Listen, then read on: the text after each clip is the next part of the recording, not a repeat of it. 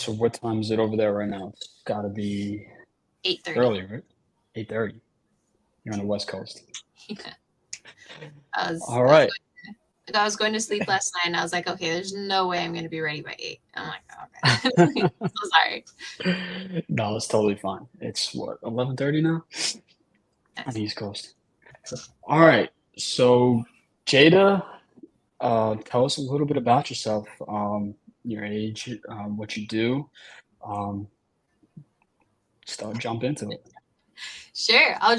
I'll say the whole shebang. So There you I go. joined Pace Morby's Sub 2 program back in 2021. Actually, before that, I was going to college at Cal State LA to be a mechanical engineer. And then the whole pandemic hit and everybody was like, okay, let's go into lockdown. And then I quickly felt like I learned nothing in the months that we were there. And I sort of felt like I'd be a danger to society if I were to get a job. And it's like something in public works because I'm like, I don't know anything. So I was like, okay, let me just take a break. Let me go into something that, you know, interests me a little more that I feel like I can get a better grasp on. And my mom actually, her and my aunts, they all have rental properties. Well, my mom doesn't anymore, but when I was growing up, we did. And I mean, she bought her first house at 19. She bought a condo when I was 5. And so that's where we lived. And then when we moved out, she would rent it out. So I feel like she's pretty savvy. And just thinking about them made me think, like, okay, well, what am I doing? How can I get that?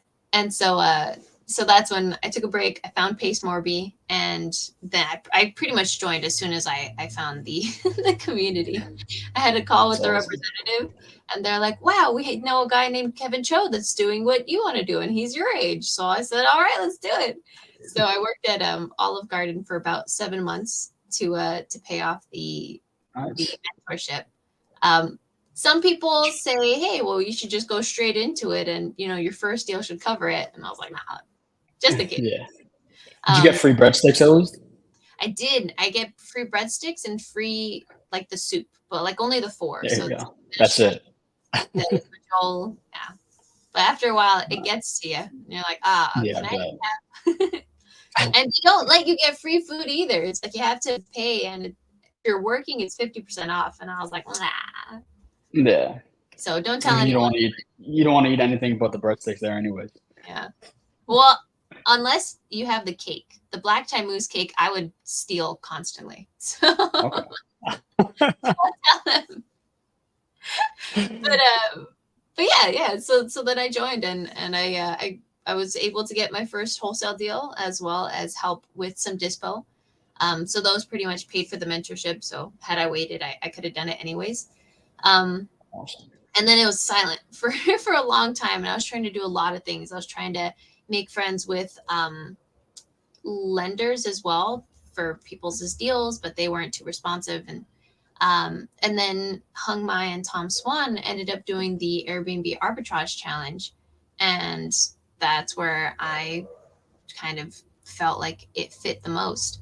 Um, so yeah, I ended up getting 3 arbitrages last year: one in LA, one in Joshua Tree, and then another in Dallas, Texas. And and then from there, it just kind of grew, and I ended up uh, what's the word? Not really syndicating, but coming into a short Coming term rental. together. Yeah, property manager. She had 11 that she was managing, and she said, "I don't want to do this anymore. Do you want to help?" And I said, "Yeah, okay, sure." So now I manage like 14, 15 because we added some on there. Hmm. Um, yeah, so that's one part of what I do, and then the other part is I am in the multifamily field. So I work with other sub two students: KJ Mudd, Joseph Mudd, Max De Leon, Oscar Jimenez, and Ione Alagao. Um, they're all in sub two, and we all buy multifamily together. So the team has about 70 units under our belt, and Wow. we're still getting it. So How old are you again? 23. 23. Wow. A But then lot different than what the 23-year-olds are doing I don't today. know.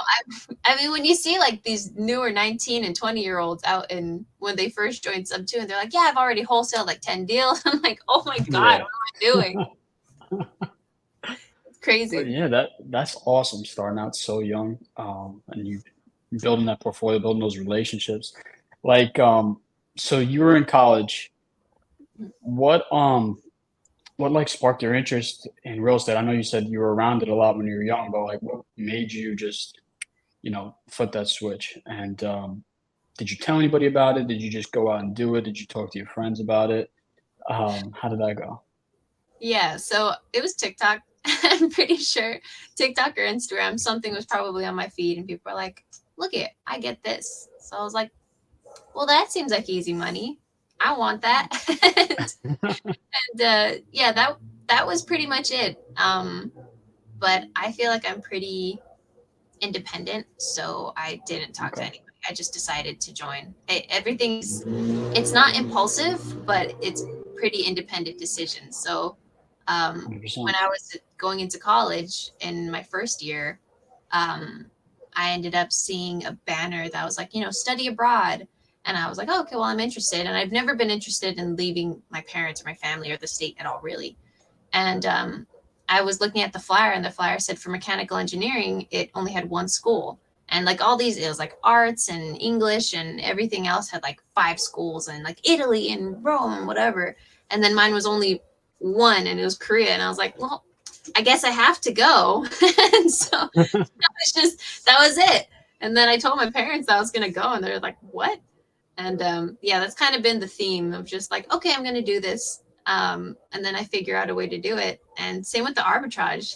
Um, I was just getting into it. And then one day uh, I asked my mom, like, hey, can I borrow your car? And she's like, okay, yeah, what for? And I was like, oh, well, I have to go sign a lease out in downtown. And she was like, what? So yeah. Awesome. And for those who don't know what arbitrage is, could you explain that a little bit? Yeah, so arbitrage or Airbnb arbitrage is pretty simple. Essentially, it's just subletting uh, a place and doing Airbnb out of it. So, in case some people don't know what subletting is, it's where you rent a place, so you're a tenant, and then you rent it out again, so you have a subtenant. Awesome. And so like what obstacles did you run into early on? Like, was it networking? Was it just getting started? Did you have issues with taking action right away, or did you just jump right into it? Yeah, so I jump right into a lot of things. That's um, good. it's And not good, but it's good. It's mostly yeah, good with fear. there's a scale to it. I feel like I'm I'm somewhat risk averse, so I sort of jump into things. So like I dip my toe a lot, and then but I still have a lot of questions, and I know that a lot of people are like, "Well, just do it and they'll learn." So I'm not super there. Like I feel like I mentioned Kevin Cho and just a bunch of other people, they really took off, and Mhm. I'm not quite like that. Um but yeah, I what was the question again? I'm like, wait. Like, what obstacles did you run into early on? With like action taking and just any issues that people might have issues with starting up that you might be able to help them with. Yeah, I think really it was all just the technical questions that I had. That was kind of the biggest obstacle for me, because I felt like, well, if I don't know what a TC does, or if I don't know like this and this and this, or how do I find out the like laws for this certain thing? Like if I'm in California and I go door knocking, can I tell them that I saw them on a pre foreclosure list? Like, is that legal and stuff? And obviously, you can look that stuff up, but sometimes you don't even know Yeah. what you don't know. You kind of just assume. So for me, that was like the biggest hurdle to overcome, which isn't like the craziest thing. Um, so I think sometime I'm gonna try to make a video. Like I'll just ask people like in the Facebook group, hey, what questions do you have? Like are you new? And I'll try to make a whole video answering all of those questions so that I can do kind of what Pace is doing, just clones. And instead of going like, Yeah. okay, well go into the sub two vault, or okay, go into this Q&A and find it, it'll just be like there. Um, but yeah, I think that was one of the biggest things, and then also trying to learn how to network. So yeah, I was just kind of reaching out to any random people, and now I'm like, okay, well, maybe be a little more strategic and see who's doing what. There you go. Like in the beginning, you'll talk to anybody who'll give you some information. How did you reach out? Besides the sub two community, and did you reach out to go to like networking events in your area? Did you just look them up? And I mean, because I know you just got back from Texas, right? and you probably met a bunch of great people over there. So like, how did you do it in the beginning? Like as far as just branching out and just meeting new people, and how did those connections go? Yeah, so when I first started out, it was all just on Sub 2 on the Facebook group, maybe some of the creative financing, but I was pretty, I was prioritizing like, okay, Olive Garden and like my work. And kind of, but not only that, I work with my mom as well. So she has a nonprofit out in East LA. And we're very focused on like the youth and helping them with employment and guidance and a lot of different resources for them. So she would need me to work on days that had meetups. So it was like always on a Thursday or on Saturdays. And I was like, for once, can I just please go to a meetup? And I think the first event I went to was, I don't think it was last year. I think it was the year before. It might have been like January 2022. And so I had been in Sub 2 for at least like 5 months by then, um, maybe less. But I had kind of called off of work at Olive Garden because Pace and Jamil were going to be downtown. So that was the first one I went Oh to. wow, And then after that, I didn't go to meetups for a long time just because I I just didn't know. And just so now, yeah, now I'm really seeing the benefit of knowing people, but like actually meeting them in person. I think mhm. being in Sub 2 as long as I have been and just meeting people virtually, and then me going to these meetups in Dallas, meetups in Los Angeles and Hollywood and all this now is it really helped me understand, or it really helped me create the base connection. So uh, if for me, I kind of get intimidated at times if I meet someone in person for the first time, especially when I was first, like when I was new, it's like, okay, everybody's on a different level. And so now I'm just trying to see Mhm. it like, yeah, we're on different levels, but we're all peers and we're all kind of on the same page. So now I'm just in a different state of mind where I can actually appreciate meeting people in person. So I'm taking so many actions to try to go to whatever I can. I'm actually going to leave this weekend again for 3 days to go to another thing. And then next weekend, I'm going to leave for 3 days to go to Rod Cleef's multifamily convention. So I got things lined up. Wow. Yeah, you're busy, huh? But that's good. You know, you're doing the right things. You're young. You're stepping in the right direction, and you know what you want. Which, and when I was 23, I wanted to go out and have fun. But I wish someone would have guided me in the right direction. But I'm not there. But I'm taking the directions now. But Yeah. no, that's great. Being that young and just going out there and just doing it and having being fearless. I mean, you do run into those moments, like you said, like when you first meet with somebody, you're little everyone's on a different level, but just talking to different people and understanding where they came from or where they're coming from is just an experience in itself.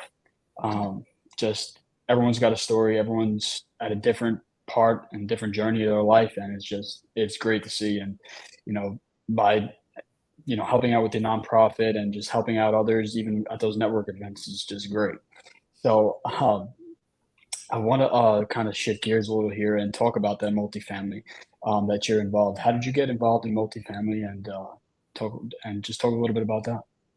Yeah. So another kind of, it just seems like things that happen is very coincidental. I wasn't trying to go into multifamily at all.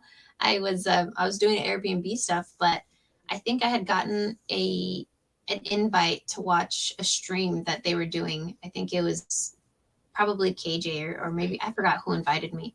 But they were just doing a multifamily stream because that's what my team does, and they just really want to be transparent with the whole process and our experiences. And I really appreciated that. So I was just like, okay, well, I'll support. I have a couple minutes free. And I ended up watching the entire stream, and it was like 2 hours. And that was at a time that was streamed like 3 times a week, which is insane. But Yeah. really, I think it was just them. They're the ones that made me interested. Their personalities, I absolutely loved. I felt very like magnetically attracted to them. And I just knew I wanted to work with them. And then as they started talking about multifamily more and a lot of the benefits of multifamily, I felt like, okay, this is probably what I want to get into a little more. Um, it was like, oh, there's tax benefits. Oh, that's great. Oh, there's like benefits to being a management person. Well, I'm doing management right now. So it Mhm. was, yeah, it was a very quick kind of decision. But it looks like it's going in the right direction, and it's crazy how just one click and just something that sparks your interest, you pop into that and then change your life. Yeah. Yeah. And the more that I'm in this field now, the more interesting it is to me. And also it's got some of the best people. I freaking love it. Like I was just at a Brad Sumrock's event this last weekend, and he was talking about how he does all this charity and how he's helping people in like Mexico get wheelchairs, and it's just like, oh my gosh, like that's amazing. And I just keep hearing all these multifamily people saying, yeah, I do this. There was a woman, I believe her name is Dr. Erin Hudson, I believe. And when she was first starting out, she wanted to build homes, I think in Puerto Rico for like single moms. And I was like, oh my God, that's amazing. And so I'm like, well, my mom has a charity, and I like that's kind of my focus ish when doing real estate and kind of getting into real estate. So I can help her with these kind of goals that she's pursuing, because she's trying to house a lot of the youth over here, because we have some very promising kids around us, but Mhm. it's crazy when they're so fantastic and they're very mature and on top of their stuff and just excellent in every way, and then their parent comes to shop or their parent comes to just pick them up or something, and then we have a talk with them, and the parents like, yeah, they're so lazy, I mean, they're kind of stupid, and we're like, oh my God, are you telling them that? I'm like, what? And so that our goal is to just get them out of these environments. If they're like, just they should be Yeah, out of it. 100%. Yeah, so multifamily is kind of inspiring me to to go a little bit more into that. So I feel like that's kind of the ultimate goal. It's a bit of a longer game. Uh, Mhm. just in general, everyone knows that, you know, it's not necessarily the cash flow why you're going into multifamily. It's just, like I said, tax benefits. Um, the end goal, once you sell, that's where you kind of get most of your return on investment, and then you can put that into more deals or into your own things that you're trying to do. So yeah, I'm I got very you. very glad to be meeting as many people that do as much as they do. Awesome. Yeah, no, that's great. And as far as the multifamily, you're partnered with KJ and them, right? And Mhm. what is that called? We're called the $1 Million Upside Team. Okay, So if anybody looks us up on Facebook, it's multifamily $1 Million Upside. awesome. Free And page. what's that? It's a free page, so join. There we go. Join a million dollar upside team, right? Yeah. Um, you talk a little bit about that. Yeah, I mean, it's like I was saying before, they kind of made their own Facebook page before I even joined, before I even knew about them. And they were really just putting out there, hey, we're new to this journey. Join us. Hmm. Join us on this journey. Hey, this week we learned about this and this and this. Or they would have you know, Q&As and different things where they just talk about their experiences, where they answer any questions that they know. And so now it's really grown. I mean, they've been doing this for almost 2 years now, so they're so very knowledgeable. It's fantastic. And so now we have Friday Zooms at 12 p.m. Central Standard Time, where again we either do Q&As if people have any questions, or mostly what we've been doing is bringing on some fantastic speakers. So yesterday we had Awesome. I believe is the mighty Mike Reed. A couple weeks ago, we had Tim Mai. We've also had Alex Love Lee and Keston Glasgow from Sub Two. So we've started having a lot of really fantastic people on there that um, I think it's very fortunate the reach that we have, because everybody has something new to bring to the table. Like you would think, oh, okay, you're talking to this certain person, like Mike. Mike has a bunch of multifamily, so you think, okay, he's going to start talking about multifamily, but no, he's awesome, and he starts talking about the marketing part of things. It's like, oh, that's awesome. We haven't talked about marketing before, and then you have just other people that they just have a lot of really good nuggets to share. So I feel like that's the whole part of our Facebook Yeah. group and our Zooms. It's the nugget community. 100%, because you do pick up those nuggets. I mean, that's how I found Pace Morby. I was listening to a Bigger Pockets podcast, and he just mentioned his name, and I was like, let me take a look. Let me look this guy up. And then I got down a rabbit hole, and I'm like, wow, this is amazing. And then here we Yep. are. So um, it's just great pick up those little nuggets, and everyone, like I said before, comes from different backgrounds and different ways of coming up and where they're at in their journey. And just picking up those nuggets may lead you into something Mhm. down the road where you find great success or where you want to be. So Yeah. it's crazy how everything works, and surrounding yourselves and networking with those people is very important. And yeah, so that's awesome. Hey, And appreciate can it. anybody could come into Million Dollar the upside team up for those Q&As and anything like that? Yeah, yeah, anybody can join. It's free. We just ask that when you join, you put your email so that we can keep you up to date with everything that we do. Because not only do we post on Facebook, but we send emails and stuff as well. So, because I know that I miss so many things on Facebook because there's so many notifications, but I'm Yeah, I pretty know. legit when it comes to my email. There's a lot of notifications, and I'm like, I can't keep up with everything. So, It's the because uh, you have to like tag everyone now so that it gets more reach, and then it's just too many posts that I'm tagged in. yeah, the engagement, the algorithm is crazy. And are you guys on Instagram, YouTube, anything like that? Yeah, so we each have our own personal Instagrams and YouTube. So you'll find me, like my handle right there, Jada Thoele. That'll be on Okay. YouTube. That'll be on Instagram, KJ and Joseph. That's on YouTube. It's like KJ and Joseph, and then on Instagram, it's their own personal ones. We'll throw that in the description. Um, so, do you have anything to say to anybody who has, any fear of starting out, doesn't know what steps to take, anything like that? Just what would you say to them, as far as, where they're not ready to take those action steps, but they should be taking those action steps? I think trying to find something that motivates you is one of the most important things. So it's like, one, figure out what kind of person you are. If you are somebody that is more of like, so in Robert Kiyosaki's like second book, I believe it's called the cash flow quadrant, and it Mhm. goes through like four different types of people. So there's the EBSI, I believe. So E is for employee, B is for business owner, S is for self-employed, and I is for investor. So I know that there's a lot of people that just want to be the E's. They just want to be employees. So it's kind of like just going into different fields and figuring out what you like. If you like being an employee, that's fine.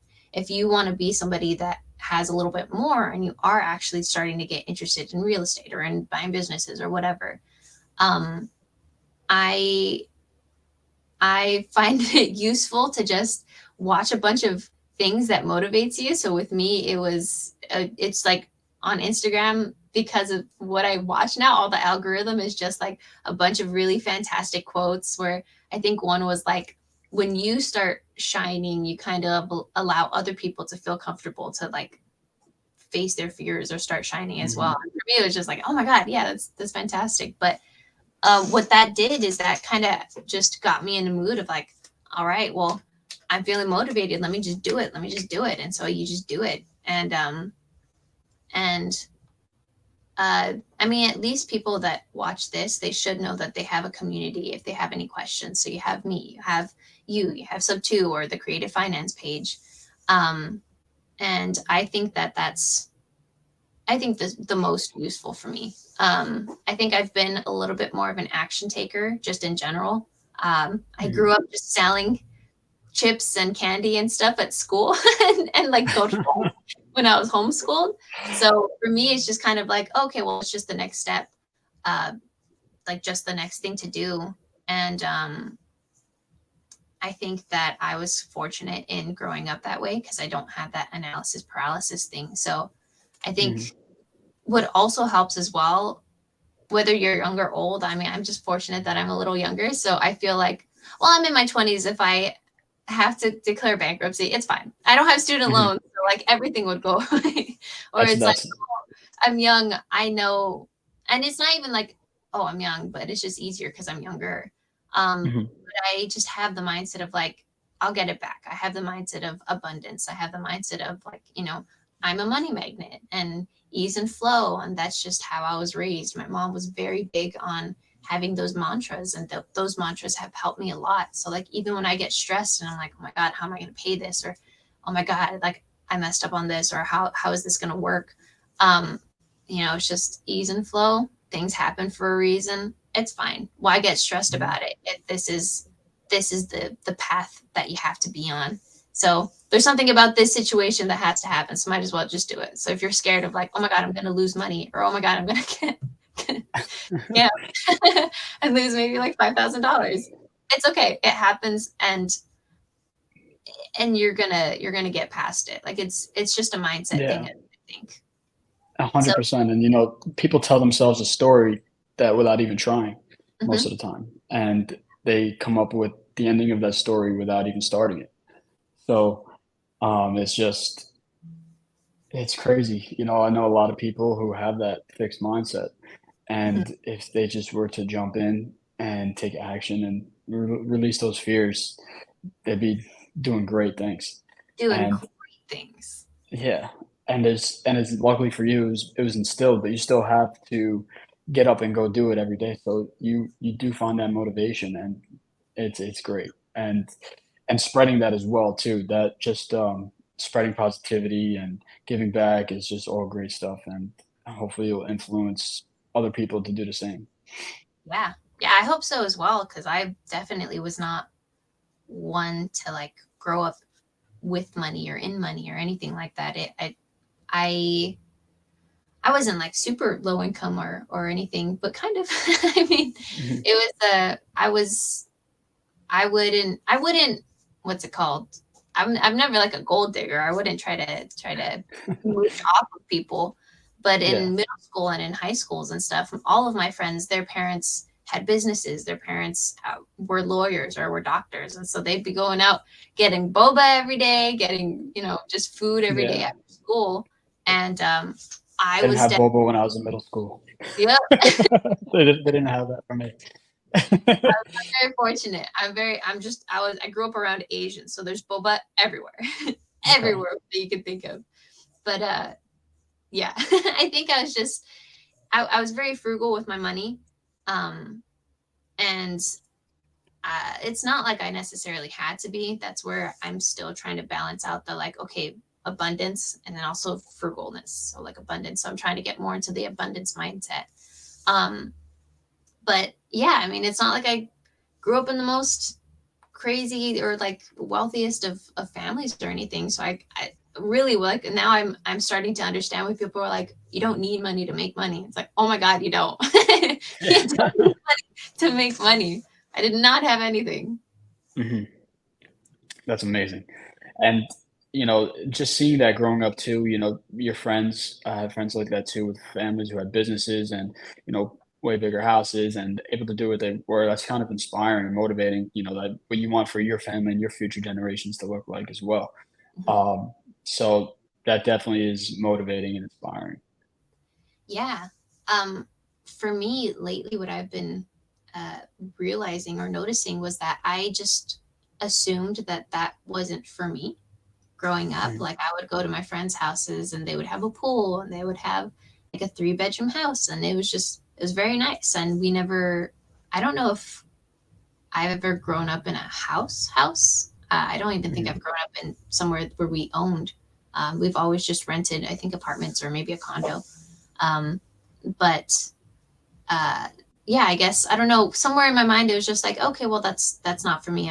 I don't even know what's gonna happen, but that's just But not. you knew it wasn't for you. Yeah, I was like, okay, well, that's probably not possible.